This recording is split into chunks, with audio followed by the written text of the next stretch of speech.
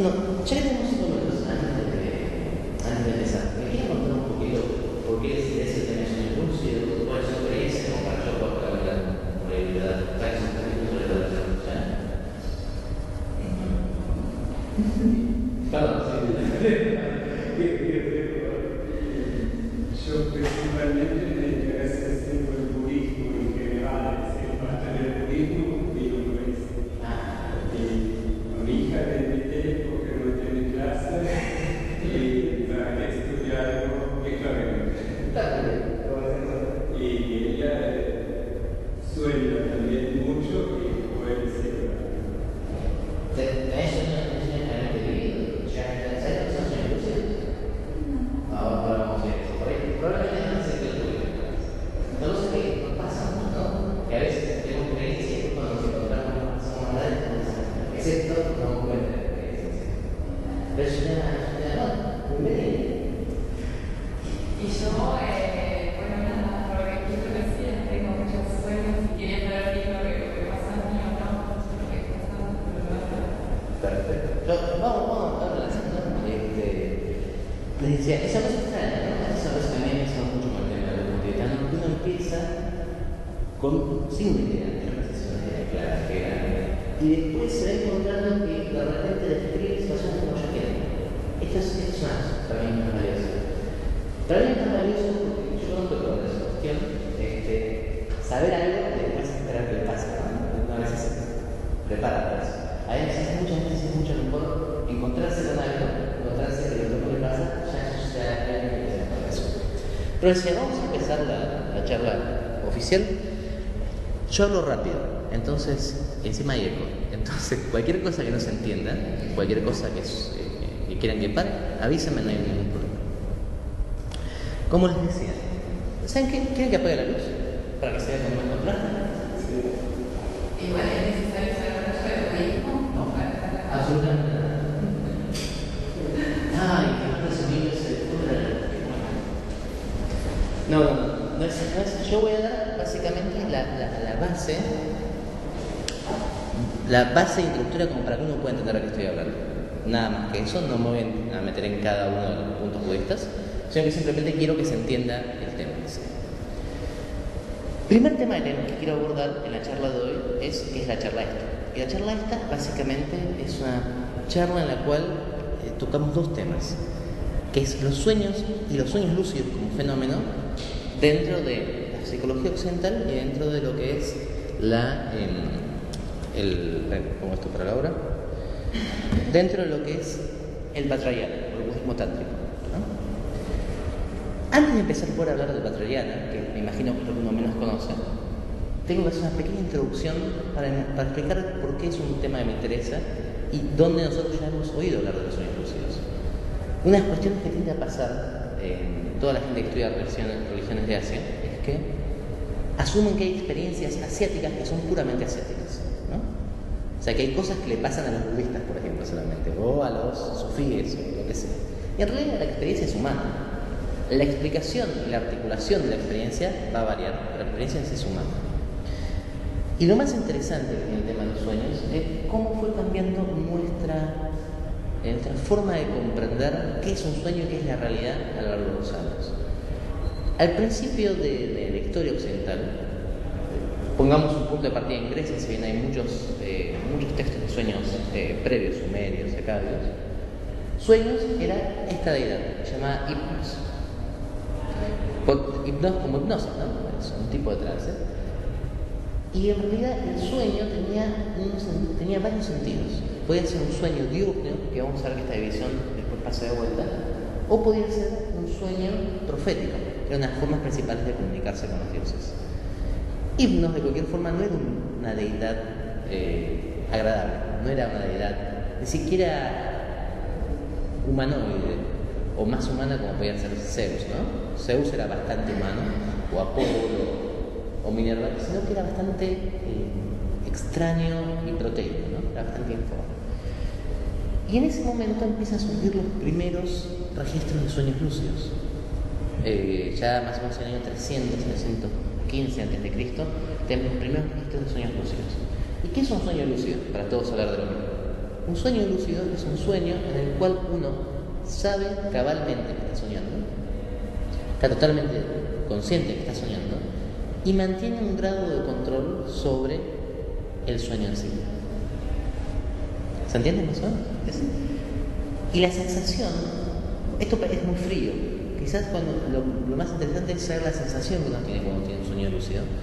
Y lo más interesante del sueño lúcido, las sensaciones se multiplican por millares. ¿Cómo nos podemos dar cuenta cuando tenemos lo que se llama un sueño crítico, que vamos a hacer una terminología de la verdad, y un sueño lúcido? Que el sueño lúcido es cuando nosotros sabemos que estamos soñando y aparte la sensación corporal, la sensación kinestética es inigualable. Es inigualable. Yo siempre doy esto como ejemplo. El sueño lúcido, mi primer sueño lúcido fue cuando yo era muy chico. Yo me lo acuerdo el día de hoy. Yo siempre he sido así con forma de sílfide, ¿no? Como tengo ahora. Y me acuerdo que el sueño lúcido era correr en una playa. Yo estaba corriendo en una playa. Yo jamás correría en una playa. Porque voy a la playa y me tiro, ¿no?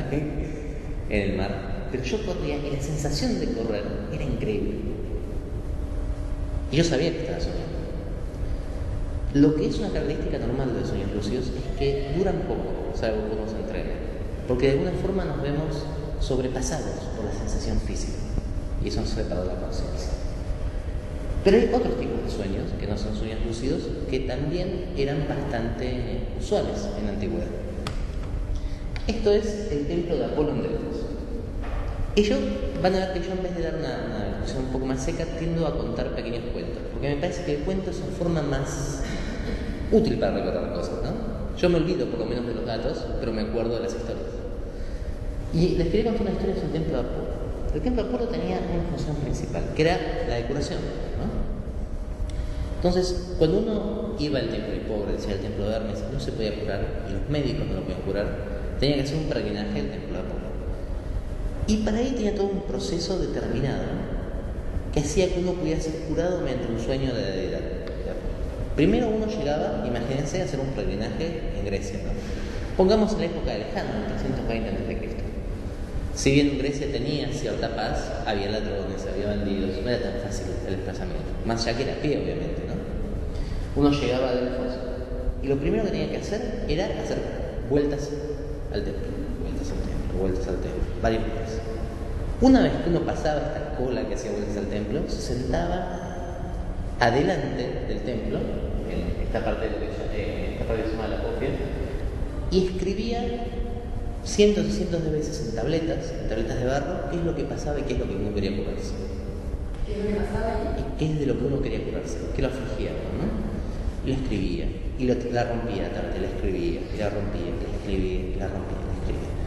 Después de varios días de esto, en ayuno, con los sacerdotes cantando al mismo tiempo, se lo llevaba al templo, en la parte interna donde uno se acostaba en el suelo frente a la estatua de Apolo, ya débil, ¿no? Por el peregrinaje, más las vueltas, más el ayuno, más el haber estado varios días escribiendo sin parar. Y ahí se dormía en el suelo con serpientes no venenosas que le caminaban todo el tiempo por sobre uno. Invariablemente la gente tendría a recibir un sueño de Apolo, o sea que el sueño fuera de Apolo, que fuera su propio inconsciente que dijera por favor vámonos de acá. Generalmente tenía un sueño que le mostraba la razón de por qué estaba mal, o qué es lo que lo quejaba y qué es lo que tenía que hacer, ¿no? Esta era la forma más infalible que se conocía para la gente sin entrenamiento de contactarse con Dios directamente, ¿no? Y lo interesante de esto es que muestra ya de forma mucho más externalizada lo que después vamos a ver en el budismo tántrico. Este proceso se llama la incubación de un sueño. Y es una descripción que me parece útil, ¿no? Uno incuba como un huevo un sueño y lo va haciendo crecer dentro de uno. Y de esa forma se podía conseguir un cierto grado de control sobre el tipo de sueño que uno tenía. Obviamente todos estos pasos previos son todos pasos sugestivos, ¿no? Yo voy al templo de Apolo, camino hasta que me caigo, después escribo 28.000 veces lo que me pasa y después me duermo en un lugar cerrado con la estatua del dios metida entre las llamas, ¿no? Que no se ve claramente, y por arriba cuando estoy logrando dormir me pasan serpientes. Es una situación extraña. Yo creo que todo esto ayudaba a tener un principio de control sobre los sueños. Lamentablemente todos los escritos más que tienen que ver con los cultos que se basaban más en sueños, en temas misteriosóficos, se pierden cuando esos templos son destruidos por el cristianismo. Pero una cuestión que es poco conocida es que el cristianismo también tenía un gran número de oneironautas, no sé el término exacto, ¿no? Este era quizás el principal, Juan de Licópolis, uno de los padres del desierto, ¿no? Un monje de la iglesia, que si nosotros tuviéramos una tradición de gente que tiene sueños lúcidos, gente que puede tomar control de los sueños, probablemente nuestro santo patrón sería Juan de Licópolis. La vida de Juan de Licópolis es divertidísima. Básicamente era un brujo del desierto, ¿no? Si bien era un monje, era lo menos parecido a la vida de un monje que nosotros podemos tener. No es porque él no quisiera, él era muy creyente, y si piensan que irse al desierto en el siglo IV no era fácil. No es fácil ahora, en esa época. Pero lo que sucedía es que todo el mundo venía a pedirle que resuelva problemas. Y cuantos más se los resolvía, obviamente más gente venía. Y todos los problemas de Juan los resolvía mediante sueños. Y Juan deja de forma bastante detallada textos poéticos que explican un poco, mejor dicho, no los deja la gente que cuenta la vida de Juan, textos que cuentan lo que es una muy buena descripción de un sueño lúcido.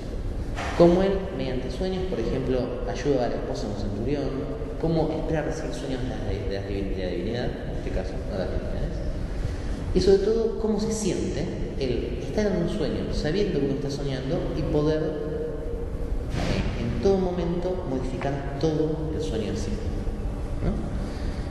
Es interesante que este tipo de experiencias, ya terminado el periodo fundacional de la Iglesia, empieza a ser vista como obviamente parte de brujería y empieza a ser descontinuada como una práctica admirada de los eremitas.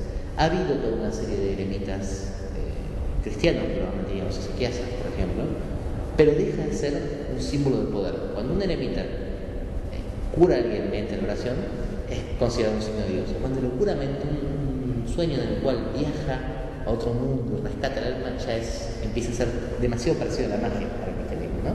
Entonces queda de lado. Pero ¿qué pasa? A partir del siglo XIV empieza todo el movimiento que va a generar el Renacimiento. Y una de las primeras cuestiones que pasa en el Renacimiento es que los pensadores que se unen y empiezan a intercambiar conocimiento tienden a tener una postura un poco más herética que la que la Iglesia le gustaría. Y estos pensadores empiezan a trabajar en lo que después se van a llamar los grimorios. Los grimorios son grimorios. Grimorios es un término que es ya poco usual, es un término de hecho castellano, que viene de gramarios, los libros de gramática. En la época en que la Iglesia estaba más en contra del aprendizaje, se escondían textos mágicos en libros de gramática, ¿no? Y era una forma de hablar con los demonios en este caso, no había deidades en el cristianismo. Y los grimorios son la tradición occidental esotérica, por así decirlo, o la más fuerte de las tradiciones occidentales esotéricas. Hay muchos grimorios, la mayor parte son para monjes o sacerdotes, lo que es interesante, ¿no? O sea, la gente que lo practicaba debían ser sacerdotes, curas, ¿no? Por los requerimientos uno se da cuenta, porque tiene que tener una sotana bendita, porque tiene que bendecir el agua. Tienden a hacer mucho énfasis en el trabajar o combinar a demonios. Esta forma obviamente era otra práctica esotérica y oculta, porque nadie quería aparecer en la época de la Inquisición con un texto de cómo hacer pactos con los demonios. Entonces empieza a ser escondida dentro de un interés por el clasicismo griego. Quizás el mejor texto de este estilo es la Hipernautomaquia Polífilo. Este texto es un texto increíble de la tradición occidental, que a mí hasta el día de hoy me sorprende que toda la gente que gusta el tema de sueños no lo conozca y vaya a otros textos. Se los voy a resumir muy rápido. Bueno, fantástico. Este texto es del siglo XV, del siglo XVI, y cuenta la historia de Polifilo, que significa el amante de todas las cosas, y la amada se llama Polia, que significa muchas cosas, ¿no? Nunca los ponen más concretos que eso. Es la mujer que es muchas cosas y el hombre que ama las muchas cosas. Y él empieza, que él tiene un sueño con su amada, y empieza a tener un sueño en un jardín, y empieza a pasar una serie de batallas cada vez más oníricas y más simbólicas. Y en un momento que destruye un dragón en el sueño, Polifilio decide que en realidad ese sueño no le conviene, entonces crea otro sueño dentro del primer sueño, y tiene otro conjunto de reglas. Y así va cambiando de sueños y de reglas que el sueño tiene según como él lo va necesitando para unirse con su amada Polia. Este libro es complejísimo. En castellano yo no conozco ediciones. Está la edición en italiano medieval y hay una edición en inglés, que es la que yo leí, que es muy buena. Pero es quizás el más interesante de los textos que hablan de los sueños occidentales, porque se ve todo el rango de prácticas y situaciones que después encontramos en otros lugares. Yo siempre les digo, no sé si alguien vio la película Inception, El origen. Inception, El origen. Es una película que salió hace 2 años que trata este tema. Es un grupo de ladrones que tienen que robar el secreto de una persona y entonces se meten en un sueño. Exactamente. Eso es lo mismo que esto, simplemente 600 años antes. Es muy interesante porque esto es una cuestión que pasa en los sueños. Incidentalmente, esa película, todo el mundo me preguntó en su momento si era una representación correcta del tema de sueños lúcidos. Yo no creo que sea una representación correcta, tiene muchas convenciones de películas de acción, ¿no? Es todo demasiado claro esa película, pero este concepto está idéntico.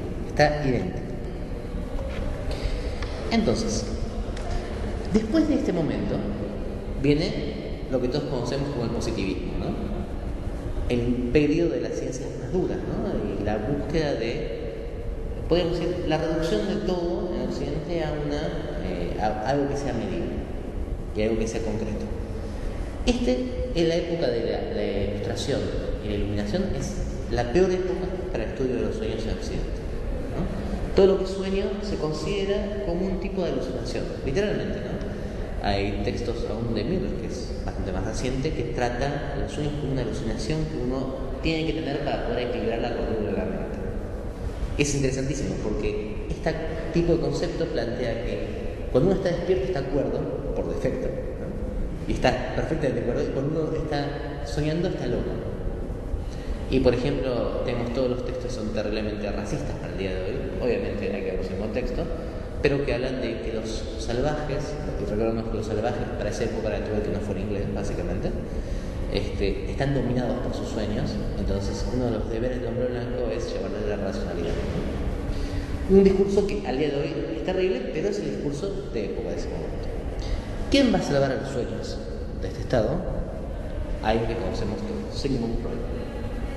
Ahora bien, Freud al día de hoy es quizás la persona con peor fama en el tema del orientalismo y el tema de psicología. Todo el mundo le gusta la persona que viene detrás, que se llama Jung. Pero para mí quizás el más importante de todas las personas occidentales en el tema del análisis de los sueños. No solo porque básicamente su interpretación de los sueños fue el libro seminal del tema, ni por todos los sueños que guarda y relata, como el sueño del arbóreo que tiene, o los diferentes tratados, sobre todo la escuela que generó, sino porque rescata el sueño del lugar que estaba. Es la primera persona en muchos años que dice, no, el sueño tiene un valor importantísimo. Y ese valor es que es un hipersímbolo cargado de contenido inconsciente, contenido reprimido, ¿no? Y acá vamos a empezar con la parte, por ahora más o menos bien, vamos a empezar con las partes de los modelos teóricos. El modelo teórico de Freud se divide, como ustedes conocen, en 2 tópicas, ¿no? El primer modelo es el de conciencia, preconsciente e inconsciente. Básicamente, y por favor, entiendan que yo no soy psicólogo, así que si me equivoco en algo, entienden lo que es una información personal. Lo que plantea en un momento que los sueños son contenidos inconscientes filtrados por el preconsciente que llegan a la conciencia. Pero después de un tiempo, él deja esa tópica y va a la segunda tópica, que es quizás más útil, y yo creo que más profunda, que es la de yo, ello y superyo, ¿no? En la cual el yo es aquello que se experimenta como el uno, o lo que es uno, lo que es conscientemente. El superyo es la estructura societaria que uno recibe, las maneras, las costumbres, todo aquello que no es propiamente de uno, ¿no? Y el superyo, el ello, es todo aquello que no es ni conciencia ni mandato social, por así decirlo. Es algo que uno experimenta como totalmente ajeno a uno mismo. Y acá hay muchas cuestiones que se aplican al sueño. Por ejemplo, Freud decía una cuestión que yo creo fervientemente en ella, que es que lo siniestro en los sueños es algo que fue una vez familiar, pero está reprimido. Lo hemos olvidado, ¿no? Este concepto de represión en sentido de empuje hacia abajo, ¿no? De lograrse, es importante para entender los sueños, porque los sueños, generalmente, más en el caso de gente que hace prácticas de sueños, contienen un contenido que, al ser consciente, no es necesariamente lo que significa, sino que es simplemente un significador. Porque si pudiéramos realmente acceder directamente a la experiencia que es inconsciente, no debería ser inconsciente, ya sería consciente. Y unos mecanismos que tiene la represión es la generación de angustia y de sufrimiento para poder separarnos del dolor que esto nos causa. Básicamente lo que va a decir es todo aquello que nosotros no podemos tratar, no podemos... ¿Vale? Por favor.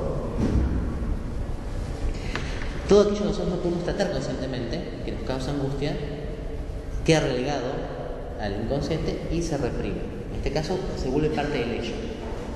Y todo mensaje, todo hipersigno, como él dice, que es el sueño al llegar al yo, es básicamente filtrado, por así decirlo. Es necesariamente no el contenido en bruto, en crudo, sino que ya es una reconstrucción para poder hacerlo consciente. Para esto Freud establece dos tipos de conciencia primaria y secundaria, que es el estado de dormir y estar despierto, ¿no? Perdón, de estar despierto, conciencia primaria y secundaria, que es el dormir y el estar despierto. Pero al revés, el estar despierto y el dormir. Y este tipo de conciencia, básicamente lo que permite, este tipo de separación, que es quizás lo más complicado del tema de Freud para tratar el tema de sueños lúcidos, es que hay una conciencia que funciona cuando estamos dormidos y otra conciencia que funciona cuando estamos despiertos. Él lo plantea por un fenómeno que después nosotros vamos a entender como parálisis del sueño. Esto es algo que yo seguro que a todos nos pasó, más si les interesa los sueños. Hay un momento, en algún momento de nuestras vidas, que nos levantamos a la noche, nos despertamos y no nos podemos mover. ¿No les pasó nunca eso? No nos podemos mover. Estamos como aplastados por algo. ¿Cómo? Enlatado, perfecto. No te puedes mover, exactamente. Y uno siente como si tuviera una presión encima. ¿No? Es horrible. Eso se llama Weitou en chino. Y es Weitou. Es quizás una de las metáforas más claras que yo he oído. Es el fantasma en el pecho, significa. Uno siente como si algo de que le causa angustia estuviera arriba nuestro, ¿no? ¿Esto qué es en realidad? Es un fenómeno que se conoce como parálisis del sueño. Como nosotros cuando soñamos tenemos acciones físicas, una de las primeras cuestiones que Freud se plantea es ¿por qué, salvo en casos de sonámbulos, cuando yo sueño con correr, no corro? Porque yo me siento correr. ¿Por qué no corro? ¿No? Y plantea de esta forma las separaciones de dos tipos de conciencias. Es decir, un tipo de conciencia permite el movimiento físico y otro tipo no. La psicología cognitiva americana lo que plantea es el esquema de parálisis del sueño. Esto implica que cuando nosotros estamos durmiendo, nuestro movimiento se inhibe. Este enlatado, como decís, es una falla en el sueño en el cual uno se despierta, uno vuelve a tener un tipo de conciencia, pero el cuerpo no se da cuenta cuando se despertó. Entonces, para el cuerpo sigue desconectado de lo que la mente piensa. ¿Se entiende? Entonces, nosotros queremos movernos, es horrible, pero no nos responde. Sentimos. ¿Cómo? Cuando te das cuenta que estás enlatado, ya lo manejas. Pero eso, al principio, en el momento de sensación, es una sensación angustiante. Hasta que te das cuenta y perdés. A mí me pasó. Empiezo a leer qué es lo que me pasa, no sé qué puedo manejar en ese momento. Y ahí voy a hacer lo que quiero. Perfecto, eso es fantástico. Eso de hecho es una forma de entrar en un sueño lúcido. Ahora después vamos a ir por las formas. Una forma que uno puede entender este falso despertar es que en realidad uno está con conciencia dentro de un sueño. La diferencia es que el sueño no tiene una forma determinada, ¿no? Pero uno está en un sueño, no se da cuenta que está soñando. Y para el cuerpo estamos soñando directamente. Entonces, si uno lo maneja, uno lo que puede hacer, ¿cómo lo maneja? ¿Pensás en un lugar y apareces en ese lugar? Sí, si practico, sí. Pero me cuesta la práctica. Eso es porque lo que estás haciendo, estás dándole una forma al próximo sueño. Porque sé que puedo hacerlo. Y entonces trato de practicar de ir a algún lugar para decir algo. ¿De ir a algún lugar particular? Sí, para guiarlo. Ok. ¿Pero algún lugar físico a dormir o algún lugar en el sueño a dormir? Bueno, por ahí me digo para la cena. En realidad es quiero saber si estoy soñando o es un viaje astral. Hay un tema con eso. Necesito comprobarlo. Ese es un tema. El tema de viaje astral, por ejemplo, es un tema que surge de la teosofía, surge en esta época justamente, ¿no? Porque ¿qué pasa? En este momento también se empieza a tener, bueno, estamos hablando del principio del siglo XX, ¿no? Ya hay varios años de ocupación inglesa en la India. Entonces empieza a haber un gran interés. Esto es algo que los ingleses tienen y que los americanos, por ejemplo, no tienen. Los ingleses, cuando van a un lugar, se forman del lugar, ¿no? Se nutren del lugar. Una cosa que yo leí otra vez, que por ejemplo en las ocupaciones en Afganistán y en Irak, la mayor parte de los soldados americanos no tienen el idioma del lugar. No hablan. Entonces están en su campamento hablando inglés entre ellos y nada más. En la India, los ingleses lo primero que hicieron, mandaron gente a formarse en los idiomas y costumbres del lugar. Entonces empieza a haber mucho conocimiento de la India y empieza a surgir un montón de diferentes técnicas y diferentes prácticas que se unen a las corrientes previas. El tema es que un viaje astral, por así decirlo, un sueño lúcido, desde el punto de vista budista, es lo mismo. Eso por ahí quería preguntarle a la última. Es lo mismo, la diferencia es, tiene que ver, el problema del viaje astral con el sueño lúcido es que para nosotros el viaje astral es algo real, en otro nivel de conciencia, si querés llamarlo, pero es algo que pasa, y el sueño es algo que no pasa. En el budismo, como vamos a ver después, las dos cosas pasan. Es un problema básicamente de ontología, lo que nos subyace, que es el problema principal que tenemos los occidentales cuando queremos aprender budismo, que hay un montón de cuestiones que nosotros damos por presupuestas que no son así. Y hay problemas que para nosotros son problemas que para el budismo no. Un problema clásico es el mal, ¿no? ¿Cómo? El mal. El problema grande de la filosofía religiosa occidental, la filosofía cristiana, es el problema del mal. ¿Por qué Dios, que es todopoderoso, creó el mal? ¿No?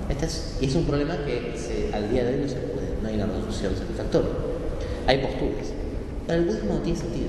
El mal no existe, existe la ignorancia. Entonces, el universo se forma por simplemente un conjunto de átomos que chocan y generan una reacción. Entonces no es un problema el creador o el mal, es algo que directamente no figura en su pensamiento. Por eso, cuando uno le pregunta a un budista cuál es la resolución del problema del mal, qué hay que hacer con el mal, el tipo te va a decir: explícame qué quiere decir con eso. Los sueños es lo mismo. Ese tema, eso que vos me estás preguntando, lo puedes ver como un viaje astral o como un sueño lúcido. Interesantemente, los textos que hablan de viajes astrales y los textos que hablan de los sueños lúcidos dicen lo mismo. Le dan un valor diferente, ¿no? Yo tendría que, si lo guiaba, es más un viaje astral, y si no lo guío, pasa que no lo guío, estoy en la situación. Pero sé que estoy y pregunto, lo manejo, pero no lo puedo guiar. Esos, claro, desde el punto de vista budista, serían simplemente grados de control. Vos podés tener diferentes grados de control en el sueño, ¿no? Puede ser que vos estés consciente de un sueño, pero no logres tener control suficiente como para poder imponer tu voluntad en el sueño, en cuyo caso es un sueño lúcido, en realidad es una fase de los sueños que menos hay que estabilizarla. Exactamente. Hay índices, suena muy occidental, pero es verdad, hay índices de claridad, índices de control, índices de sensación, y se gradúan en base a esos, pero nunca dejan de ser un sueño. Lo importante es que para el budismo, después vamos a ver, la existencia misma es una especie de sueño. La existencia misma es una especie de sueño. Pero estoy hablando cerrado y acá nos está matando con el eco, ¿no?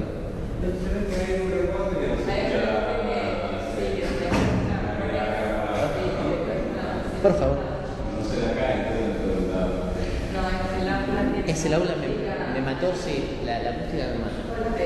Les pido, por favor, párenme, como habrán visto, prefiero que sea interactivo esto, párenme en lo que diste repetir. Yo sé que el rebote nos mata, así que prefiero un lento y repetir que no se entiende. Creo que se habla un momento más despacio y creo que se escucha más tranquilo, correcto. Este es un problema que ahora vamos a ver, que justamente después lo vamos a ver, ese gran problema del estudio de los sueños entre el yoga y la concepción occidental. El problema es cómo lo enmarcamos, ¿no? Pero para no dejarte sin responder, como te decía, el budismo es toda una especie de sueño. Pero no todos los sueños son sueños lúcidos. O sea, No. yo hago diferencia. Yo sé que hay unos sueños especiales y otros que no les veo mucho. Pero hay unos que son los Sueños lúcidos. Exactamente. ¿Cómo yo, pues, lo primero que hicimos es dar la definición. ¿Cómo es cuando un sueño lúcido? Es cuando vos reconoces que estás en un sueño, le pasó para los que no estaban, y uno tiene un cierto control sobre el sueño. El control puede ser mayor o menor, pero lo principal que nos va a dar el sueño lúcido es la conciencia y el control y la sensación que tenemos del sueño. Son 3 factores básicos. La claridad y la intensidad después van a variar, pero tenemos que estar conscientes, tenemos que por lo menos poder mover nuestro cuerpo a voluntad y tenemos que sentir una sensación particular, que es indescriptible, no les puedo decir que es así, sino que es una sensación táctil diferente. Sí. Hay sueños en los cuales podemos tener un sueño y darnos cuenta que estamos soñando, o podemos movernos más o menos libremente, pero no vamos a tener esa sensación táctil. Esa es la diferencia de un sueño lúcido. Volviendo al tema de Freud, interesantemente, la mayor parte de los analistas freudianos niegan, por esta separación que Freud hace en conciencia primaria y secundaria, la posibilidad que existan las dos juntas. Esto es porque Freud, cuando plantea su esquema, en primera interpretación de los sueños y después en otros textos, como el malestar en la cultura, notas de psicopatología, lo que plantea es hay la conciencia primaria, conciencia secundaria, y como diría el bardo, nunca los dos se van a unir, ¿no?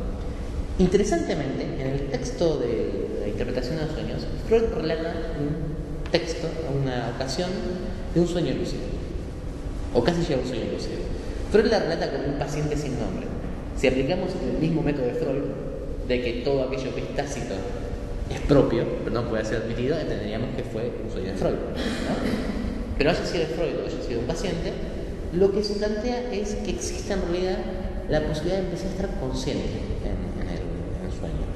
E interesantemente, esto para mí es lo que me parece fantástico de Freud, siendo que una persona que él mismo admitía con un cierto grado de represión normal para la época, siendo un judío exiliado viviendo en la Inglaterra victoriana, él se da cuenta de la relación entre el vuelo en el sueño lúcido y la energía sexual, ¿no?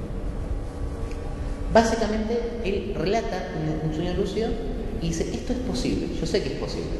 Simplemente no he tenido yo la experiencia, ni han sido tantos los casos que yo pueda establecer una teoría de eso. Lo cual a mí me parece extremadamente honesto, ¿no? Y yo creo que es más honesto que él dice, yo no lo puedo afirmar, que la gente que sigue su propia escuela y dice, esto no existe, ¿no? Es una forma más abierta. Esto tiene que ver con que al mismo tiempo de Freud, yo no lo puse para no llenar de fotos, pero hay una otra persona que se llama el Marqués de Saint-Denis, que escribe un texto muy pequeño que se llama Los sueños y cómo controlarlos. Y este aristócrata francés escribe claramente cómo hay que hacer para tener un sueño lúcido. Fantástico. Al día de hoy es un texto que uno lo puede usar. Freud había escuchado el texto, dice, yo quise conseguirlo pero no lo conseguí. Era un texto que estaba considerado casi de brujería y había sido una edición limitada de un marqués a sus amigos, con lo cual nunca pudo acceder. Lo cual es una lástima. Yo creo que la historia de los sueños hubiera cambiado con eso. Lamentablemente no puedo accederlo, pero él dice, yo sé que existe. Quien empieza a desarrollar esto y cambiar el modelo es su discípulo, Carl Jung. Todos también han oído hablar de Jung. Ya a esta altura hay una película con Keira Knightley y ¿cómo se llama el tipo este que es el está con el actor? Michael Fassbender y el tipo, bueno, el actor de Señor de los Anillos, pero no me acuerdo cómo se llama, que habla de sus amoríos, sus problemas, con lo cual ya su relación con Freud no tiene por qué ser explicada, ya ha sido hablada hasta el hartazgo. Lo interesante de Jung es doble. Por un lado, tiene una actitud mucho más abierta hacia las religiones. Freud consideraba las religiones como cierta parte prerracional, ¿no? Él, en unos textos menos felices, Freud de mi gusto, dice que la diferencia entre un civilizado y un salvaje es que el salvaje tiende a exteriorizar sus propias neurosis, tiende a volcar sus emociones en el exterior, asumiendo que el neurótico racional no lo hace, ¿no? Pero bueno, Freud tiende a dejar la religión de lado como una cuestión más sensibilizada. Jung, sin embargo, le fascinan las religiones, le encanta, encuentra en la alquimia, encuentra en el discurso religioso un sinfín de imágenes de las cuales se nutre. Este es uno de los temas por los cuales no es el principal, hubo mucha agua bajo el puente entre Jung y Freud, pero Jung termina abriéndose y termina fundando su propia escuela, que es la psicología analítica. Y ahí Jung comete las cuestiones que son más comunes en Jung. Jung era un gran sintetizador, y como todo gran sintetizador, él tendría a ver a todo en base a su propia visión, ¿no? Entonces, para él agarraba el budismo tántrico y lo transformaba en budismo junguiano tántrico. Agarraba el taoísmo y lo transformaba en taoísmo tántrico junguiano. Y un tema que hace es que en uno de los textos que encuentra en una escuela que se llama Hajian, que es una escuela china que escuchamos ahora en su versión india, encuentra un concepto que le adapta y tiene un sueño, en el cual lo descubre, por así decirlo, que es el concepto del inconsciente colectivo. En este sentido, aparte de la conciencia y la inconsciencia ya presentes en la primera tópica freudiana, lo que va a plantear Jung es que hay un receptáculo en donde se guardan todas las experiencias comunes de la humanidad, y en ese receptáculo está una serie de constelaciones de pensamientos con una carga energética muy fuerte, que son lo que él llama arquetipos. Lo importante, este es un tema que es largo, no vamos a entrar en esto, pero lo importante es que Jung rescata dos cosas de los sueños. Rescata el uso de los sueños para llegar a este nivel de comunicación, lo cual es interesante porque él tiene un sueño, él lo rescata en un sueño. Él tiene un sueño en el cual va a una casa, está en una casa y encuentra lo que no tenía antes, un sótano, y en el sótano empieza a encontrarse con estos arquetipos, y rescata la figura religiosa y la posibilidad de tener visiones en el sueño como algo positivo, ¿no? Como una comunicación positiva. Jung hace poco se editó de Jung un texto que se llama Libro Rojo. Un profesor que estaba en esta escuela antes, se llama Bernardo Dante, hizo una muy buena introducción a él, los aconsejo si pueden, en el cual él mismo guarda sus sueños, ¿no? Va contando sus sueños. Lo que pasó, el problema que ha pasado con Jung, para adecuarlo al tema de llevar los sueños, es que Jung, como yo decía, lo transformó en junguiano, al concepto del inconsciente colectivo, y en realidad lo transformó en algo inconsciente. Y esto después se van a dar cuenta porque es importante. Pero el inconsciente colectivo de Jung no es más consciente que nuestro inconsciente personal. Es más cósmico, si quieren verlo, más amplio. Pero sigue siendo algo que es puramente no consciente. Lo bueno que tiene Jung es que Jung dio lugar, por su amistad y por su patronazgo, a Mircea Eliade. No sé si han escuchado hablar de Mircea Eliade, es el santo patrono de las religiones comparadas. Es una persona que es fantástica la vida de Mircea Eliade. Era un rumano que se fue de su país medio por unos problemas políticos, fue a estudiar a la India. En la India hizo todo un año estudiar yoga, tiene que estudiar, se acostó con la hija de su maestro de sánscrito y vivió una serie de aventuras increíbles. Y se transformó en quizás el principal historiador de la religión del siglo XX. Probablemente hay historiadores mucho más profundos que Eliade, que se han enfocado en pequeños segmentos, pero por amplitud de pensamiento no hay nadie que lea. Quizás los textos, todo estudiante de religión o toda persona interesada tiene que tener los textos de historia de la religión de Eliade. Ya son un poquito viejos porque ha pasado 60 años de agua bajo el puente, ¿no? Y ya se han encontrado cosas nuevas, pero es vital el aporte que hizo, especialmente en dos áreas, en chamanismo y en yoga. Lo que Eliade hizo con estas áreas al día de hoy es quizás el mayor entendimiento, especialmente en el área de yoga, de que un occidental generó para acercar el yoga a Occidente. El yoga en el sentido más complejo y técnico, no el yoga en el sentido de hatha yoga, por así decirlo, que es complejo y técnico, pero transformarse en yoga como herramienta de exploración mental, ¿no? E interesantemente, Eliade guarda muchos relatos de sueños. Él también escribía cuentos. Los cuentos de Eliade son buenísimos. Aparte, es nada que ver con el Eliade historiador, ¿no? El Eliade cuentista es extremadamente gracioso. Si pueden, les aconsejo que lo lean. Pero lo principal que hace Eliade es que establece el yoga como un camino válido e igual, por lo menos igualmente válido que la psicología, sino mayor, para la exploración de la mente. Cuestión que antes de Eliade, el yoga era una afectación india para la mayor parte de los occidentales, una forma de calistenia. Eliade trabaja mucho con grandes historiadores de la religión, trabaja mucho con Jung, el Concilio de Eranos, trabaja mucho con Gershom Scholem, por ejemplo, y genera toda una camada de discípulos, de la cual el principal es Joan Juliano, que realmente le dan una apertura increíble al tema de los sueños. Hacen análisis de sueños, catalogan métodos de sueños, hacen análisis comparativos de los sueños en diferentes culturas y se vuelve realmente, como te digo, una figura clave. Pero mientras todo esto funcionaba en lo que podríamos llamar el segmento más orientalista, filosófico, místico de Occidente, hay otro segmento de Occidente que nos olvidamos, que es el segmento conductista más positivista, la psicología más pura, ¿no? El conductivismo americano, la cual se despreocupa de las cosas inconscientes y se fija más en patrones de comportamiento, en elección, en los famosos test de Stanford, todos los diferentes tipos de aproximaciones un poco más tangibles, ¿no? Podemos decir. Lo cual da más valor a la persona que sigue, que es Stephen LaBerge. Esta es la mejor foto que consigue. Siempre aparece con esas caras, es increíble. Stephen LaBerge era el más duro de los duros de todos los psicólogos de Stanford en un momento. Y su amigo, un orientalista que se llamaba Adam Wallace, que es discípulo de Dalai Lama. Y el área de LaBerge eran trastornos de sueño. Adam Wallace venía a aprender yoga de los sueños.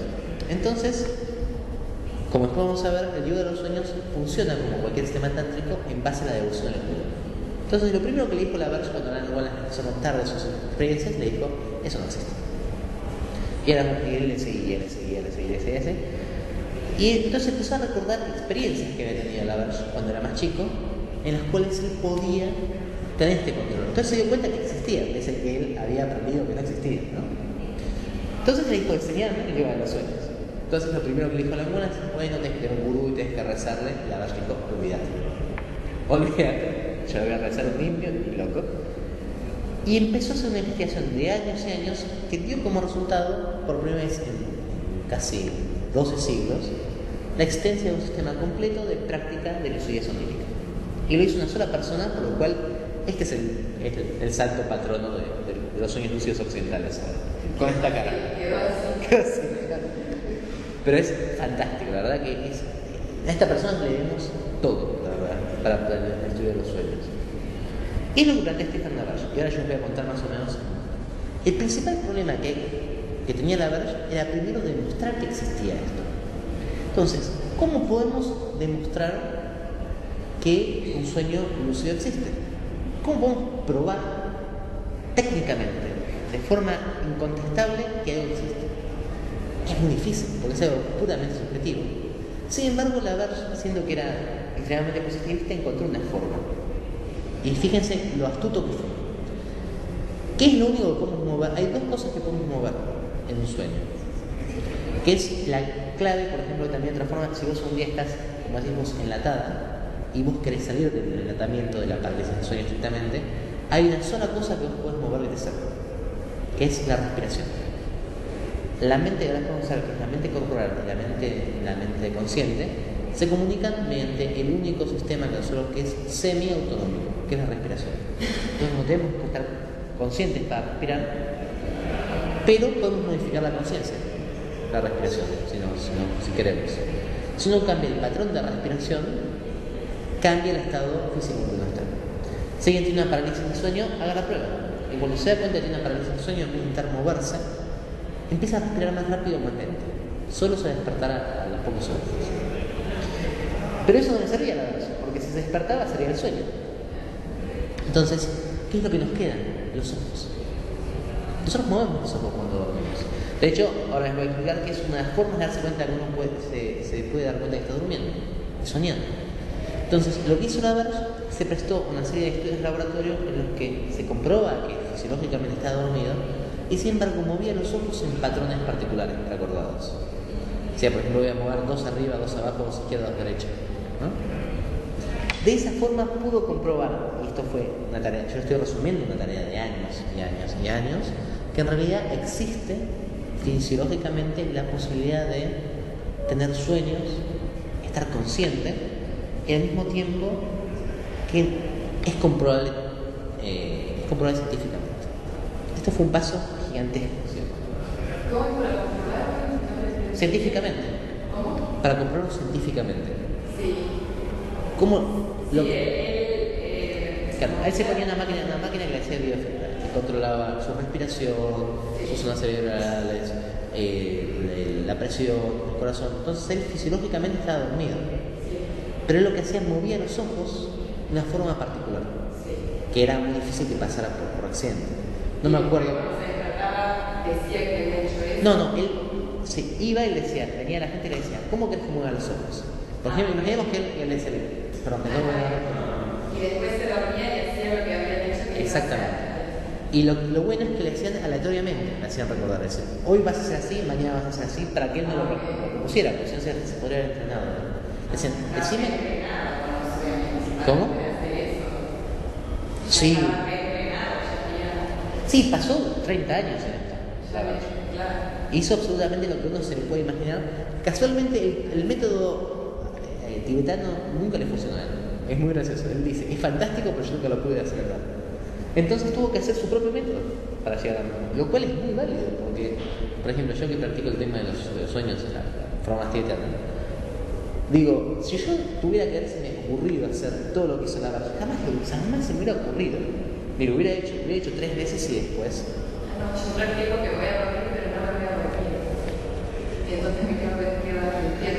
Quedas dormido, pero te quedas con la mente despierta. Bueno, esa forma es similar, es más técnica, después vamos a ver otras cuestiones, es para la forma más tibetana. Lo haces con voluntad, por así decirlo, ¿no? Y con una serie de pasos, puntuales. Pero a la verdad nunca le funcionó eso. La verdad decía, me voy a quedar dormido y me voy a levantar con esto, y se queda dormido. Y a veces el estado sale solo, no necesito pensarlo. Claro, el problema de eso es que la verdad lo que buscaba era algo que fuera repetible. Claro. No podías. Como metódico, como hacer, voy por paso y llego a eso. De cualquier forma, el método tibetano también se llega a eso. Lo que pasa es que, como después vamos a ver, el yoga de los sueños no es un yoga que se hace de comienzo. Uno empieza por eso. Uno empieza por otras técnicas. Entonces, cuando uno llega a ese estado, llega el momento de hacerlo, es más fácil, porque ya tiene todas las herramientas preparadas. El problema es que la verdad no quería pasar por el proceso para tener las herramientas. Y entonces quería saltar de que tenía ese estado, no podía, ¿y qué hizo? Se hizo las propias, ¿no? Y ahora les voy a contar básicamente cómo es el planteo de la verso, porque es como el zoom ahora, ¿no? De los sueños en Occidente. Y el problema básico que tiene la verso, el único problema que al día de hoy le sigue gustando, es que el método de él no tiene un cambio, no tiene una teoría que lo acompañe. La verso no le interesa tanto el por qué, sino cómo hacer para que suceda. Y al día de hoy hay intentos de intentar entender al sueño lúcido dentro de la teoría freudiana, de la teoría junguiana, dentro de la teoría lacaniana, que son más o menos útiles, pero ninguno ha cuajado. ¿Cuál es el tema? ¿Qué es lo que plantea la verso? La verso empieza en una base fisiológica, porque era básicamente positivista bastante duro, ¿no? Entonces él plantea, para el sueño, para la verso, está dividido en 2 grandes grupos. Está lo que se llama la fase REM. REM es Rapid Eye Movement, o movimiento rápido de los ojos, que esto es unas pocas formas que podemos dar cuenta cuando alguien está dormido y soñando, por opuesto de dormido. Y la fase REM. Vamos en 2 partes. La fase pre-REM. Esto es un proceso fisiológico que todos nosotros pasamos en cada noche en el momento en el que nos vamos a dormir. Este es un sueño que tiene los nombres más imaginativos para las 3 fases que lo componen. Se llaman fase 1, fase 2 y fase 3. ¿No? Uno empieza en fase 3, que es cuando uno se acuesta. En fase 2 está quedando totalmente dormido. Y en fase 1 uno duerme sin conciencia. Van a ver que después el budismo sostiene que en realidad no hay un corte de conciencia, hay una continuidad. Y en mi experiencia no puede mantener una continuidad, pero es un momento más difícil. Cuando uno se acaba de quedar dormido profundamente, es la menor conciencia que hay. Uno pasó de la 3, 2, 1, y después de eso solo empieza a ser, vuelve a la 2 y vuelve a la 3. Y después pasa una cuestión que es muy interesante. Todas las noches uno se va despertando. Pero aparte, así como es la parálisis de sueño, hay una amnesia de sueños, que hace que uno se olvide generalmente del contenido onírico. Uno se despierta según el número de horas que uno duerma, pero en una noche de 8 horas se despierta por lo menos 3 veces. Simplemente se olvida que se despertó. Entonces uno llega a la fase 3 de vuelta y empieza lo que llaman los periodos REM. Los periodos REM son periodos de sueño y no sueño. Al principio los periodos de no sueño son mayores que los de sueño, pero cuanto uno más se acerque a su horario normal, el periodo de sueño va a ser mayor que el de no sueño. Y esto les debe haber pasado cuando ustedes se quedan un día demasiado tiempo, ¿no? A la mañana, en la cama removiendo. Vieron que uno está como un duermevela, que está en el lugar donde uno no sabe si está soñando o está pensando algo. ¿Cuál es la diferencia entre eso, no? Eso es lo que Labarge dice, que eso es el final del periodo del sueño. Cuando uno realmente ya no puede convencerse de sí mismo que uno está dormido, es cuando se acaba el periodo de sueños. El sueño lúcido, va a decir Labarge, se inicia en las partes en que el REM, que es este Rapid Eye Movement, que es unas pocas formas que podemos estar seguros fisiológicamente estamos soñando. ¿Y qué son los sueños lúcidos?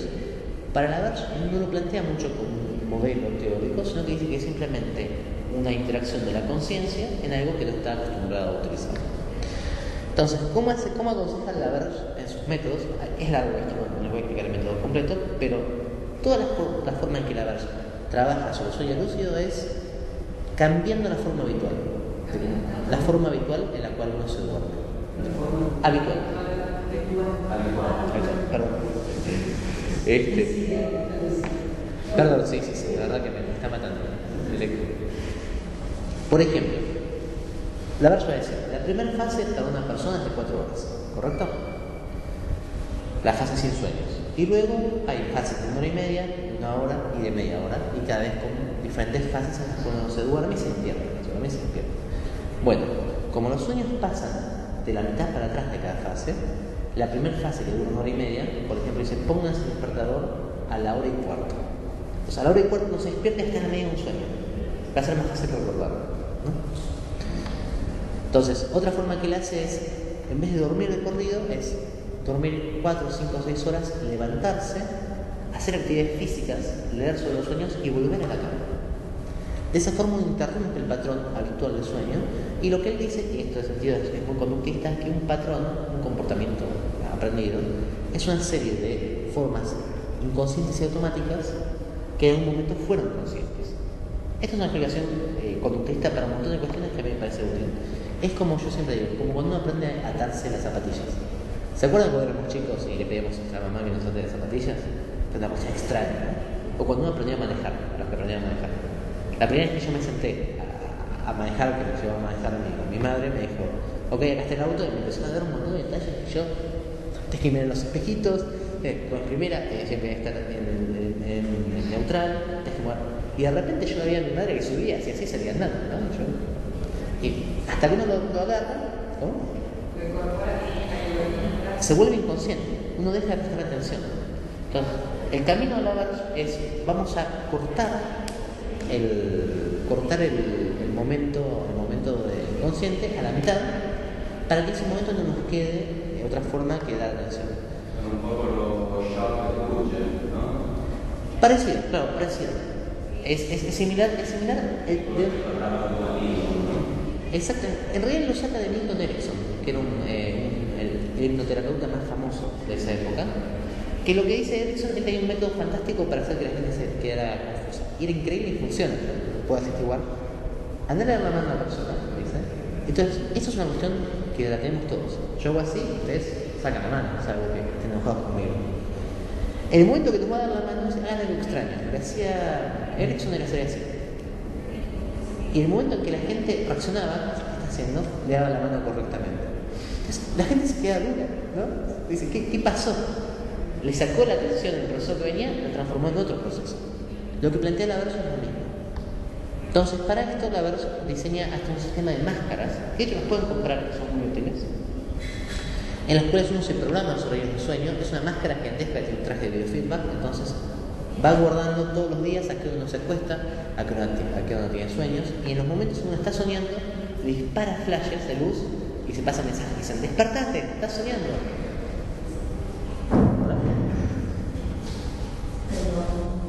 Olga, más que bien, por favor, pasa. Como decía, es un método bastante conductista, ¿no? Me pongo una grabadora y estoy soñando, no se está soñando y me tira luces. Lo bueno es que es un método que tiene a ser suficientemente brusco y directo como para, en muchos casos, choquear al sueño, ¿no? Entonces, este es básicamente el método occidental. Este es el estado del arte, como dirían los americanos, en lo que es el sistema occidental de comprender los sueños. Ahora vamos a pasar a la otra parte, el Milan-Swapna-Darshana, que es el yoga de los sueños. Lo importante de entender esto es que el yoga de los sueños no es una cuestión separada del budismo, sino que es simplemente una extensión de la necesidad del budismo de prestar atención a la mente. El camino del budismo es tener atención a los procesos mentales y comprenderlos. Lo importante de entender es que el budismo lo que nos libera a todos es la comprensión, la sabiduría. Lo que se llama la pila de méritos. Hay dos pilas de méritos. Uno que es el mérito de las acciones correctas, acciones virtuosas y éticas, y otro es la sabiduría que nos permite hacer, ¿no?, las cosas. El Milan surge en el medievo indio, pero tiene diferentes momentos en los que se puede empezar a entrever. El primer texto que habla del budismo de los sueños es esta Yataka, la Mahasupina. La Mahasupina, a ver cómo estamos en tiempo. Bien, estamos justo en la mitad, mira. La Mahasupina Yataka, los Yatakas, para aquellos que no conocen, son historias que fueron posteriores al Buda histórico, que cuentan sus vidas previas. Y son menos estrictamente técnicos que los textos del primer canon, ¿no? En los textos del primer canon, los textos que son probablemente obra de Buda Shakyamuni, son muy interesantes porque son lo más alejado a lo que uno encuentra en cualquier librería que uno vaya hoy y diga budismo. Sean inentendibles, de hecho, la mayor parte. El otro día me habían pedido que hice una crítica de una persona que no vamos a nombrar, que es una persona conocida, que sacó un libro de budismo, que está en la cuestión espiritual, y es increíble. Yo decía, yo no puedo criticar esto porque esto no es de budismo. Entonces, una cosa que escribió esta persona y lo llamó budismo, está perfecto, pero no es budismo. El budismo en serio es súper técnico, súper técnico. El lenguaje es técnico. Yo siempre digo, es como una persona que no tiene nada de computación y que tiene dos parientes que están en sistemas de información. Y se sienta y empiezan a tirar términos. ¿Viste qué hay que hacer con este servidor? Y uno dice, ¿de qué me están hablando? ¿No? Es eso. Era una cuestión que hizo Buda Shakyamuni para un grupo de monjes, especialistas en eso. No era fácil en ese sentido, nunca le interesó que fuera fácil. A Buda Shakyamuni el camino de la liberación era ser un monje. Después se hizo más amable, pero al principio era bastante duro, ¿no? Los Yatakas son historias, pequeños cuentos que ilustran de forma más amable las virtudes de un bodhisattva, de alguien que se va a liberar. Y en este cuento, el rey Panasena, lo que sucede es que tiene una serie de sueños, y en esos sueños empieza a tener pequeños indicios que en el futuro va a reencarnar como Buda Shakyamuni, ¿no? Es importante, no es tan importante los sueños, son 16 sueños a lo largo, sino que es la primera vez en la cual el budismo toma conciencia del sueño como algo útil. Esto es interesante, porque después vamos a ver que el sueño nunca tiene un valor definido en el budismo. ¿Qué sucede? En el siglo IV de nuestra era, el budismo estaba dividido en 18 grandes escuelas de lo que se llama el Sthaviravada y un nuevo movimiento que se llama Mahayana. El Mahayana era un movimiento que al mismo tiempo era literario, en vez de oral, e intentaba tener una apertura hacia los laicos. La gran ventaja que tenía el Mahayana por sobre los movimientos anteriores era que los movimientos anteriores eran primariamente orales y tenían un corpus de enseñanzas, cada uno un poquito diferente, pero que todas consideraban que era del Buda histórico. El Mahayana, cuando establece un principio que se llama el Buda cósmico, que es básicamente una cosa que se llama teoría de Trikaya, en el cual hay un Buda que es igual a la liberación, que se llama Dharmakaya, y que emana diferentes formas. La gran ventaja de esto es que los liberaba para escribir nuevas aproximaciones. Entonces surge una serie de nuevos planteos filosóficos que antes no se podían porque tenían que estar de acuerdo con el primer budismo.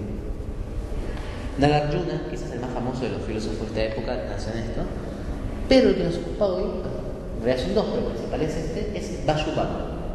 Vajrayana y su medio hermano Ashtanga fundan una escuela que se llama Yogacara. Yogacara significa el practicante de yoga. Y es una escuela que es principalmente práctica. Lo que plantea Yogacara es que toda teoría, toda aproximación a la liberación es una teoría o una aproximación, nada más, ¿no? Es lo mismo que plantea Nagarjuna. Lo que dice Nagarjuna es, dado que cualquier posición filosófica no puede expresar la iluminación, que es no dual, no tiene sentido preocuparse por esto. Pero lo que hacen Ashtanga y Vayurvanda es al revés. Dicen, ya que cualquier postura filosófica no nos permite acercarnos a llegar a la iluminación, no importa cuál tomemos mientras nos acerque a la iluminación, ¿no? Es lo mismo pero visto desde otro ángulo. Y lo que tienen que hacer Vayurvanda y Ashtanga es generar un montón de conceptos. Sobre todo Vayurvanda, que era el más intelectual de ellos dos, genera básicamente un sistema de pensamiento para cada situación. Es terrible, a cierto punto es avasallante, porque a una persona le dice una cuestión súper compleja y la práctica, ¿sí? Y otra persona le dice otra. Es increíble. Pero lo que sucede es que generan el sistema de explicación de los sueños más útil y que al día de hoy se usa. El sistema de Vayurvanda, que es el que Jung tomó para basar el tema del inconsciente colectivo, hay 8 niveles básicos de mente y varios niveles posteriores.